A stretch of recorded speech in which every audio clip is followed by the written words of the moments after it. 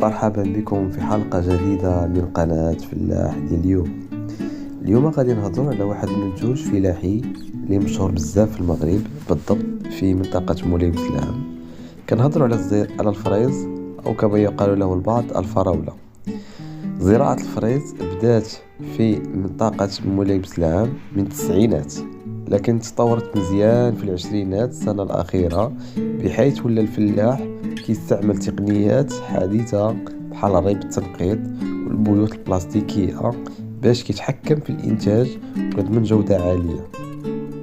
هذا المنتوج ماشي غير كيتباع في السوق المحلي، بل كيتم تصديره في الأسواق الأوروبية بحال فرنسا وإسبانيا، وهذا الشيء كيساهم بشكل كبير في خلق فرص الشغل خصوصا للنساء في المنطقة.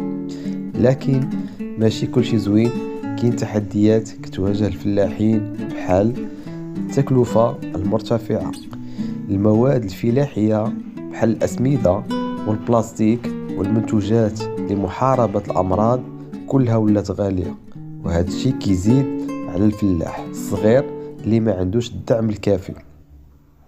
كذلك مشاكل الأمراض والآفات، الفريز مادة حساسة بزاف للأمراض بحال العفن الرمادي، هذا الشيء كيطلب يقظة كبيرة وتكلفة في المعالجة.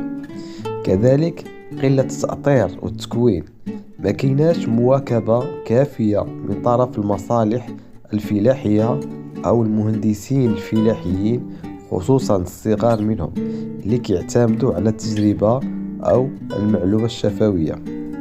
كذلك مشاكل التسويق والتصدير، بعض الفلاحين كيعانيوا من استغلال السماسرية، بحيث كيتباع المنتوج بثمن بخس، أما الصادرات فكتطلب جودة عالية وتقنيات تبريد المتطورة، وهذا الشيء ما متوفرش للجميع.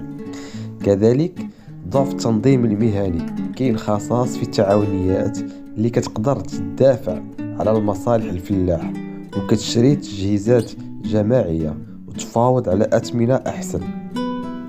بالرغم من هذه التحديات، كيبقى الفلاح مغربي في مولاي بوسلام مجتهد ومكافح وكيعطي منتوج رائع وكيتصدر للعالم، لكن كيحتاج الدعم الحقيقي والتأطير المستمر والحلول عملية باش يطور الإنتاج ويعيش بكرامة. نتمنى تكونوا استفدتوا من هذه الحلقة، وما تنساوش تشاركوا الفيديو مع الناس وتخلوا لنا تعليقاتكم واقتراحاتكم على المواضيع الجاية.